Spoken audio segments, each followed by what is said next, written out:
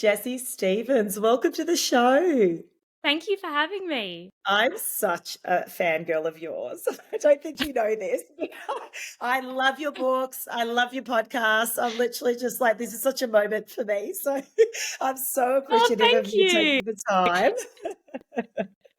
Thank you. That means a lot. I think especially when people have read your books, it's such an investment. You feel like people really know Yeah. you. So that Yes. means a lot.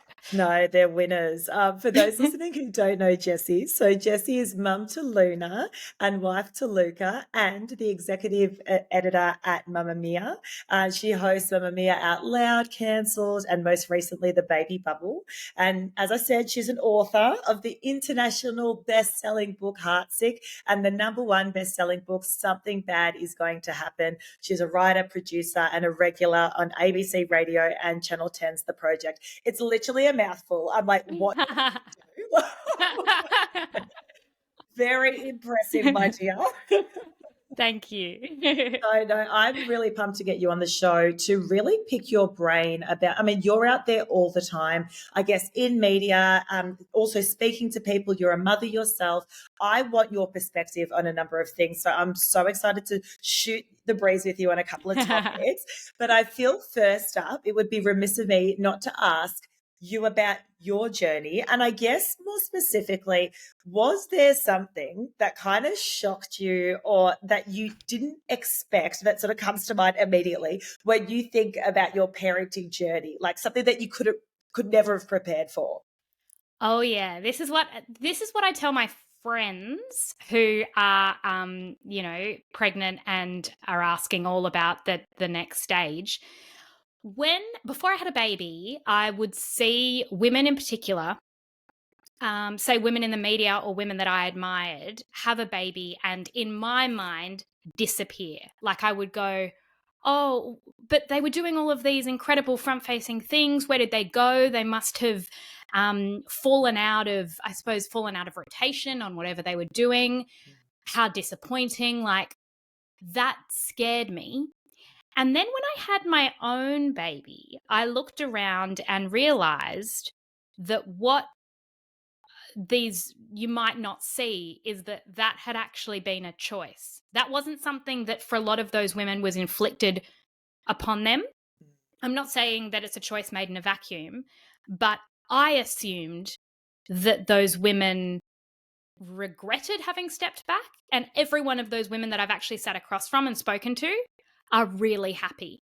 And so for me to see that, it was like I thought that success looked like your life not changing, your work life, your schedule, your output not changing after having a baby. And the biggest surprise has been that changing, and whether it's less or different or whatever, on the other side of it, you can be just as happy, just as ambitious, just as proud, but the aim shouldn't be for it to be identical. That's not what success looks like. That's so true. How's it changed for you, even from your workload perspective? Have you dialed back? What does it look like? Yeah, it's so I probably took about 4 or 5 months. I had a book released when Something Bad Is Going to Happen came out when Luna was about 8 weeks old. So I had some media to do. So I had to do Q&A one night, which was that starts at 9:30. Like, it was insane. Yeah. So I did that, and some TV and radio and whatever, and that was actually all right because I actually felt a bit of an adrenaline push at about around that time. I think it would have been harder if I did it sort of 4 months postpartum. I think I would have found that harder. But yes, I went back at about 5 months to, I would say, 3 days a week. And I was traveling to Melbourne every week for the project before Luna, and then I changed it to about once a month. And I would say that I'm probably doing now the same amount of work, but a lot of it can be done on my terms. So, for example, I'm doing a lot of script writing, but I can do that when Luna's asleep. So there's that flexibility, which has really worked for me. And so even though my career might look a little bit different, I'm sort of leaning in different directions, and I quite like that. Mm. Do you feel you have the pressure of internal pressure, I guess, of wanting to do it all, to be it all, with baby by your side? Like, or has your perception changed? I expected that probably to be stronger. And I felt for the first year, I went, uh-oh, my ambition has shifted. It's not that it's not there. And I went back to work and had a renewed love for it, I would say. Like, I love being there. Before I had Luna, I think it was always like, what's next? What's next? What's next? Steps. Whereas now it's like, I almost feel like I'm doing the projects I do deeper and finding ways to be highly engaged and more focused. I feel less sort of frazzled. I feel now, Luna is about 14 months. I feel now that ambition is coming back a little bit, and I'm going, all right, what might the next project look like?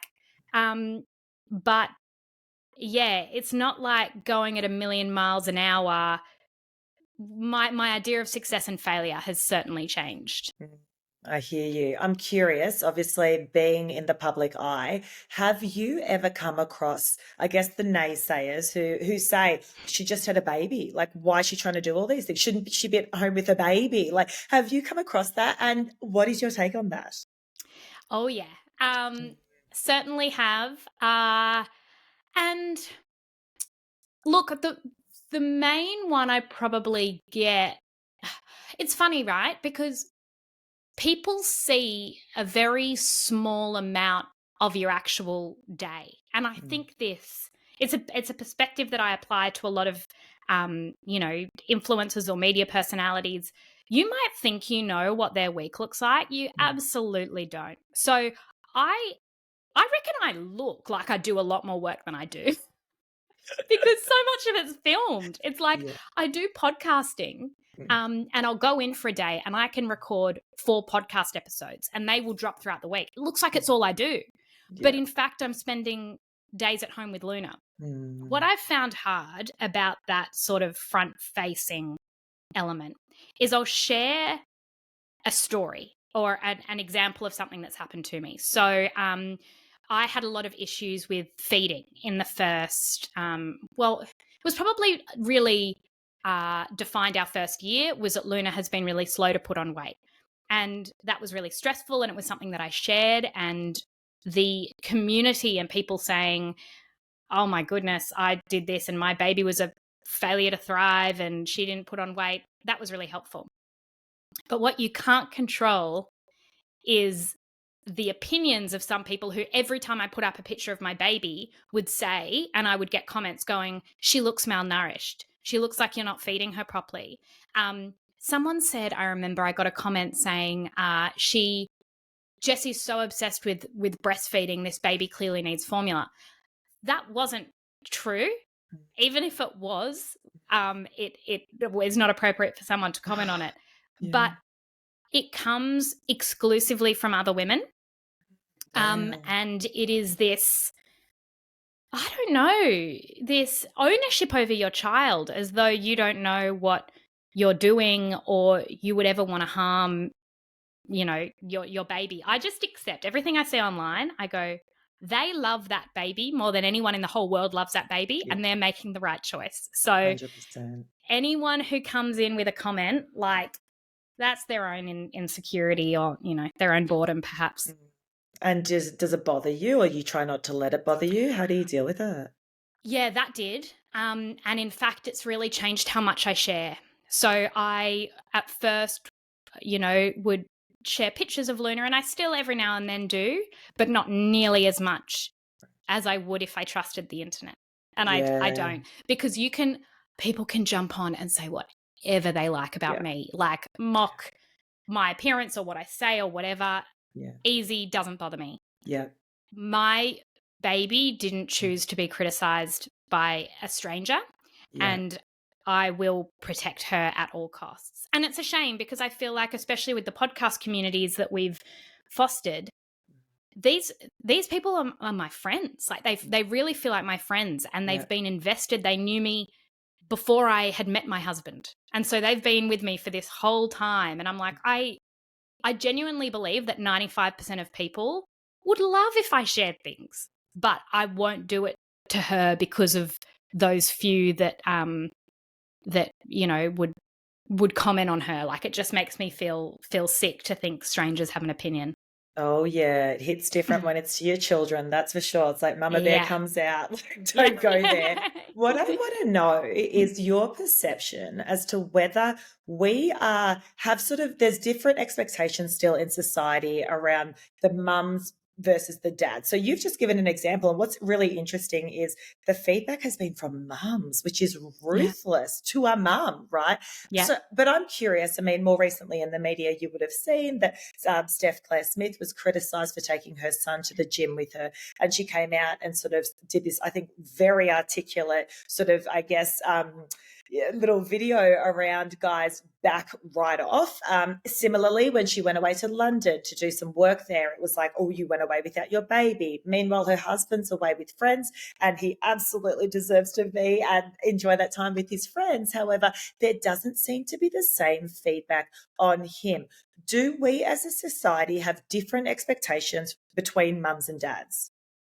Absolutely. The bar is very low for men. And that's not the fact that I think men broadly are becoming better dads. There's a cultural shift that I am very encouraging and very excited by. Mm. But even there are a lot of dads that we celebrate, right? Like, I think I absolutely am obsessed with Hamish Blake. I think he is Yes. a legend. He seems like the best dad. I've listened to every episode of How to Dad. Yeah. I made my partner listen to it. Love him. I was watching something the other night, The Assembly, which he's on, and they were talking to him about being a dad. And I thought, is there a single woman that we would put on a pedestal to be a brilliant mum? And there's just not, because it can't be achieved. It can't be reached. It's like you would have to be so self-sacrificing that no one would ever know you. And then even when you are, let's say you're a trad wife on TikTok, people hate you then too. Mm. So it's such a double standard, and it isn't just public facing. It's within your marriage. It's within, when the door's closed and it's just you at home.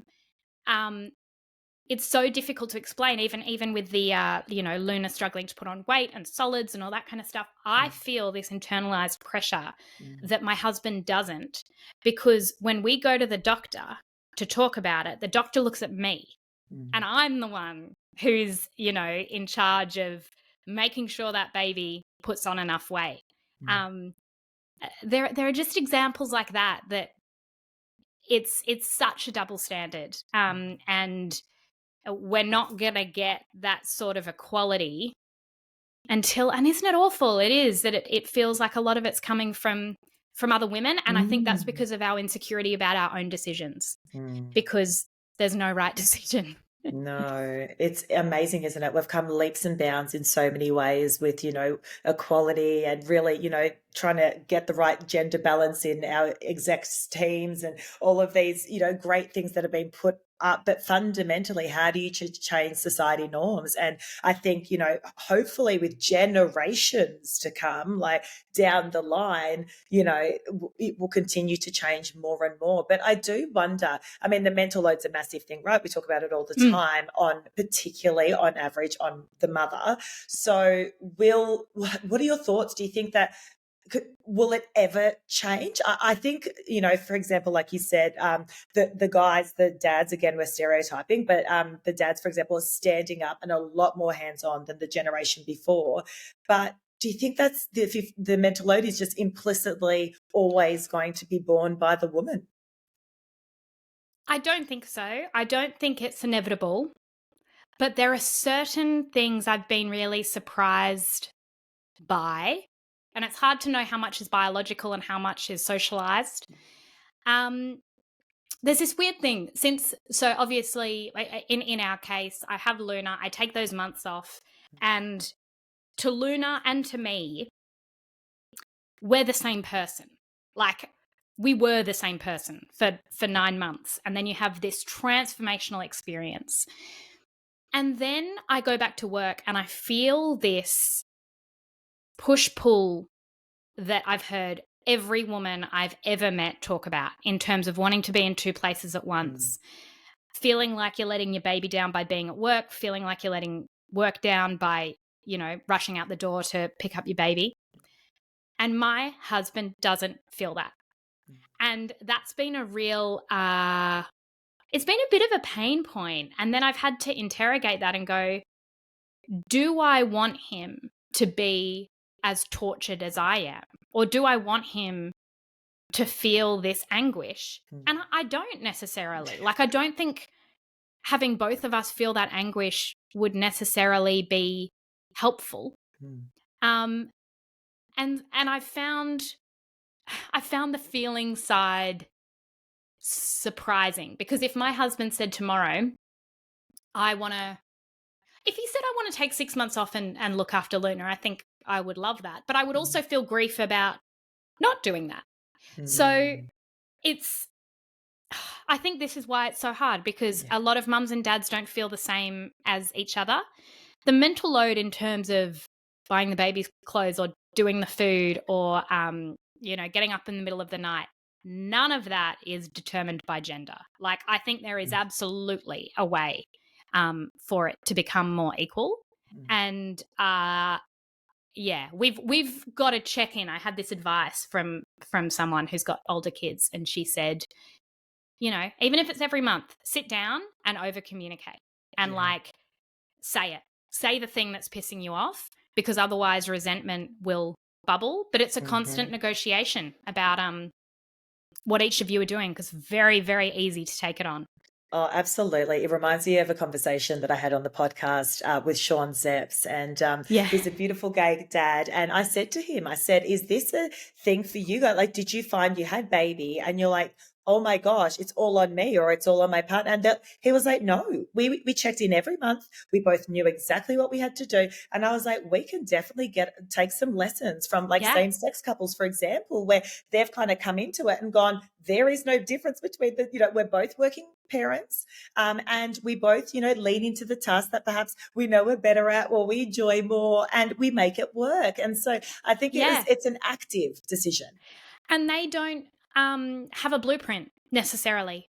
They get to make it up. And I'm envious of that, because what we have, which we think, I don't think we realize how much we're going to default to whatever we saw growing up. Yeah. And I've seen this with all of my friends, where it's like, oh, well, the mum always did that and the mum took time off, and we just replicate it. Yeah. And you've got to be really active in trying to undo it. So to have a blank slate would be very liberating. Yes, yeah. And he actually acknowledged that as well. I think, definitely. It's so incredibly interesting. I'd love to dive into how you think, I guess there's all this pressure, particularly given social media and our ability to compare, which is at the nth degree now, something that generations before have never experienced. How do you think that plays into our own internal pressures around parenting and just wanting to do it all? And, it's obviously not productive. So how do you think we can look at, I guess, social media with a clearer lens? What comes to mind?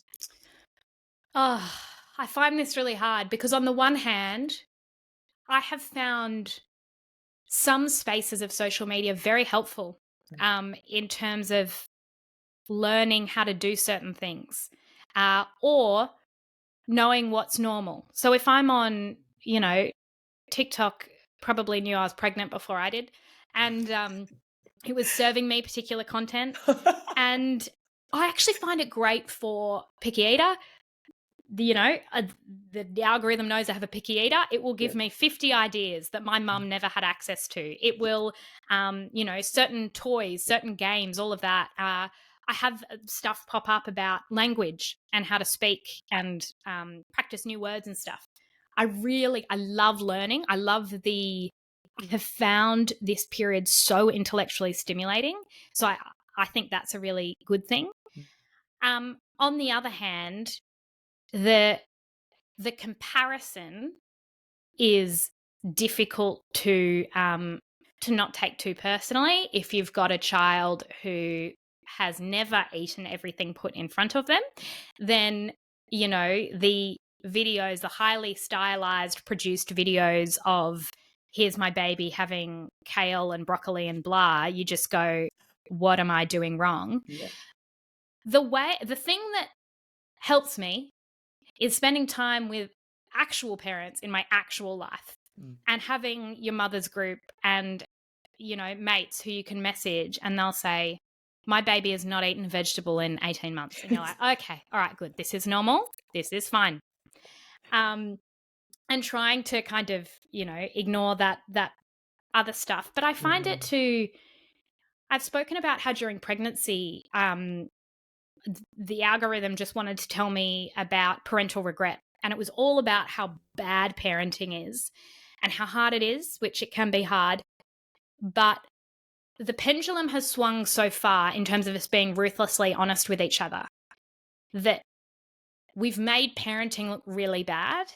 And most of the conversations that I have are about how surprised we are, how much we love it.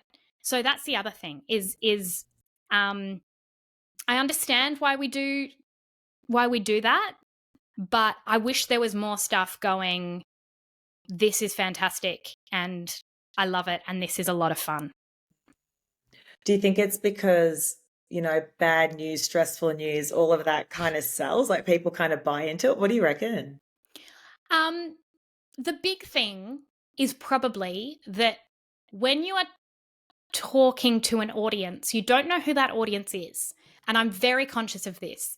If I'm posting something, the smugness of going, I love my baby and I love this stage of life and I'm having a lot of fun isn't particularly likable. And I don't know if the person coming across that content has fertility issues, if they're trying to have a baby and can't, if they're having a really shit day and their baby has colic and hasn't slept in a month, then my content isn't helpful. So I think women are so conscious of how we're going to make other people feel that the story of it's hard, I'm in the trenches with you is probably more helpful a lot of the time. But in doing that, we have terrified new mothers. And even now, it's like, I've got the baby and I'm having a lot of fun. Everyone's like, wait till they're 2. Yeah. They're just going to have tantrums. And I'm like, I know they're going to have tantrums. But this thing where we just keep telling each other how shit it is, like, not helpful. Not helpful. I so hear you, and you're so articulate the way you say it, but it is absolutely so true, isn't it? You feel a bit braggy if you're like, oh, I had the best day with my Barbs. How cute is he? Bloody blah, and then it's like cringe. No, I won't post that. I'll just send that to the family WhatsApp, keep that in house. It's like women will say it quietly to each other, or when you're pregnant, I had some people say to me, in real life, they would come up and just go, how you've fallen in love. Like, imagine how great it is when you fall in love. You're about to experience that to a degree you can never imagine. Yeah. And having a baby has been the highlight of my life. And I was like, oh, this is why people do it. Because if TikTok is to be believed, never would have done it. Yeah, so true. Speaking of the hardships, I'd love to know your thoughts. I mean, I speak to a lot of parents, but a lot of sort of couples come on the show and single parents, etc. And they're very open about a lot of the challenges that they're facing, talking about challenges, but specifically, I guess, around like if we're to look at it from a lens of around like the macro environment that we're living in, and more specifically, I guess, I mean, we can start with even cost of living. That is such a stress. I feel like I'm spending like, $10 on a capsicum these days. And I'm just kind of like, I've left Woolies and I'm like, what just happened? Like, I've just been slapped in the face. Like, and I mean, you're in Sydney, I'm in Melbourne, house prices are through the roof. So, there is a lot that particularly young families who are looking to build a bit of wealth and stability for themselves are facing. And don't get me started on daycare costs and everything else that comes with it, right? So I'd love to know your perspective. I mean, you're, a young parent too. How have you felt around this whole cost of living scenario? What are you hearing out there? And sort of any tips around perhaps how we can, I don't know, navigate this time? almost all of my friends, and I feel in this bucket as well, were not able to take the time they would have liked to off. Yeah. So, and that I think is a real shame. So there are women I know, there are fathers I know who would have loved to take either more time or go back 3 or 4 days a week, and they've had to go back 5 in order to pay not even for a mortgage but for rent. And the anxiety of that you could just be thrown out at any moment, really, and have to find somewhere else.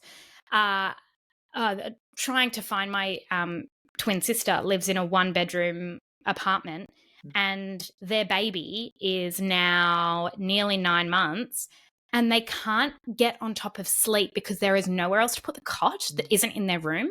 So they almost have to react every time the baby makes a noise, or they don't sleep. So they just don't sleep. Like that's the issue, and nowhere else would even have curtains or whatever to try and make it dark. Like really practical stuff like that. I've found, my husband and I will be doing the grocery shopping, and I'll go really conscious of food and variety and diet, and everything I get is about, the nutritional makeup of all the food. And I'll pick something up, and he's like, we can't spend that much money on blueberries. Or like, right. It's really hard with introducing solids because of the waste. I mean, one is the environmental element of I hate throwing stuff out, but also, am I going to spend all this money on a food that probably she's not going to eat? That's been really hard. And from a practical point of view, I'm doing like a lot of cooking now, and I never cooked, but I will look in my fridge and go, all right, we've got half a thing of chickpeas and this and that, and just have to throw things together for her. And that's a lot about waste, like not wanting to throw stuff out. But even we went up the street and we found a local toy library, and that's been great. It's like for $70 a year, you get 4 toys every 2 weeks. And like, we've had to use a lot of family for childcare because otherwise it's almost not worth going back because you're at zero anyway. Like you're not earning any money. So it's a massive stress on, especially when you've got little kids. There's enough negotiation and arguing and tension and stuff going on without having this added we're stressed about money thing, which I think is, every family in the country to varying degrees, of course. Yeah. Is there anything that you're noticing that others are sort of doing and like to sort of batten down the hatches? I mean, I know like I lean really into like the reward systems at like Woolies or like, frequent flyers and all of that if I want to travel. I don't know, anything else that you're seeing? Well, like even our local is like a Coles or a Woolies or whatever, but we read something that said that Aldi is 40% cheaper. So we are like, live at Aldi. Yeah. And even things like making sure that we've got lists and we're not just going and picking random stuff up off the shelf. Like we've had to be incredibly organized. And to be totally honest, like saying yes to work, I wouldn't ordinarily. Like if money wasn't an object, it's like I wouldn't say yes to this, but it is. And so there are certain jobs that, and I think that's also about diversifying income. Like a lot of sort of freelancers I know, it's full on. You're sitting on the couch working at 11 because you're trying to make ends meet. So certainly that. And I just know a lot of people making very radical career changes because they can't afford to live the way they want to, or of course moving. Like I have a friend who's moving like an hour away in order to have more space with kids, which is really tough. Yeah, really tough. It's interesting there, as you said before, like it's an added stress to our relationships. And in our podcast, we often, when we bring couples on, I interrogate them about their relationship. In a very nice way, but I love to know, like, what are the things that have changed since you were footloose and fancy free without children, and now, you've got the beautiful baby, but like, how has life changed? And a lot of things come up, like the lack of affection that can be bred from, I guess, all of a sudden, all of your touch is going to your baby rather than to each other, or low sex drive, and all these things. I guess Yeah. I'm curious from your perspective. I mean, even from personally, or even just generally speaking to friends and people within your community, what are you seeing as the things that have changed a relationship, and what are the things that people could be looking out for? My twin sister and I have talked about how with your baby, there is this instinct, and I think it's something we're wired for, which is any frustration, irritation, never gets funneled towards the baby. The baby is the most vulnerable, beautiful thing. Like my patience, I've been so surprised by my patience, because I thought I was an impatient person. But you just go, she's a baby. Of course, some days she's going to cry, and then other nights she's not going to sleep. I believe that frustration needs to go somewhere. And so I think that what we do is all our empathy and compassion gets taken up by this beautiful little thing. And then whether it's a slight or a comment or a critique, it can go towards our partner. And sometimes it's like you get away with one, you get away with two, and then the third one they turn around and go, all right, we need to talk about this. And you're like, yeah, all right, okay, I took that too far. We've certainly found that. And I remember in the early days, it was like Luca was awake, I was doing the dream feed, he came in, and I said, you're up, as in like, oh, you're awake, do you think you can do the dream feed? And he thought I was saying it like, you're up, like, come on, do a bit of work for once. And we had this argument about these two words and how the tone came out. And we both hadn't, we were getting barely any sleep. And I'm glad he kind of picked it up, and we were able to unpack it. But before we had a baby, Luca and I did not fight. And still now, we don't raise our voices. We are two very kind of placid people. But we certainly have had arguments and have had to, sit with each other and give each other certain feedback about what's working and what isn't, and what has just fallen into baskets. Yeah. And that's hard, because I also find that communication for me is intimacy. And when he's tired, talking isn't the number one thing he feels like doing. And if he comes back from work, his intimacy is probably more physical, but I'm tired in a very different way. I've had a baby attached to me all day. And so working that out, that his intimacy is then wanting to touch and my intimacy is wanting to chat, and maybe neither of us want either of those things, can cause a bit of a stalemate. So we've had to talk that out. And even tonight, my mother-in-law has Luna for the afternoon, and we're trying on a Friday afternoon to go and get a drink, just the two of us, and chat all of that out, and actually laugh and talk about things that aren't who's going to bathe the baby tonight. Right. And you just cherish those moments. I mean, we love our children, but it is so nice to just get on the same page, even if it's just for an hour. Just two adults catching up like old times.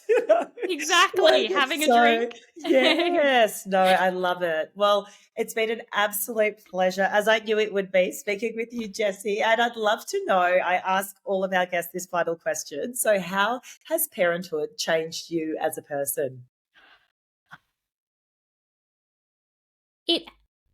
It's just made me happier. I am a much, much happier, healthier person. And by healthier, I mean psychologically. I think I needed to be taken out of my own head.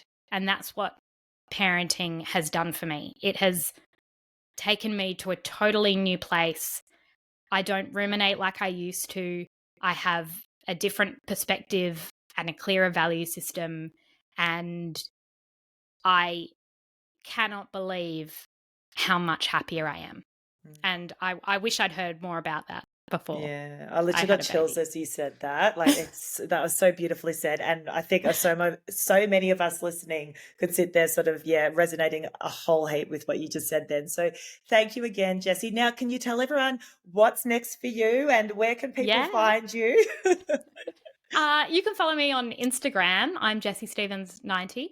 And I do Mamamia Out Loud. That's 3 times a week, and Cancelled with my twin sister, which I love. That's a comedy podcast. Yeah. But my sister and I are writing a television series at the moment, like comedy. Whether it Amazing. ever, get picked up is another thing, but we are having so much fun with it. Yeah. So getting that done, and just I'm thinking about a third book. I'm like in the process of just looking for inspiration, which is the best part of writing a book, because you're not actually doing anything. So it's fabulous. Well, I feel like when you say thinking about, we could probably expect it to come at some point. I'm excited. Well, thank you so much again, Jessie. We'll be in touch. Thank you. Awesome. Thank you. Thank you. That was so much fun. Yes. So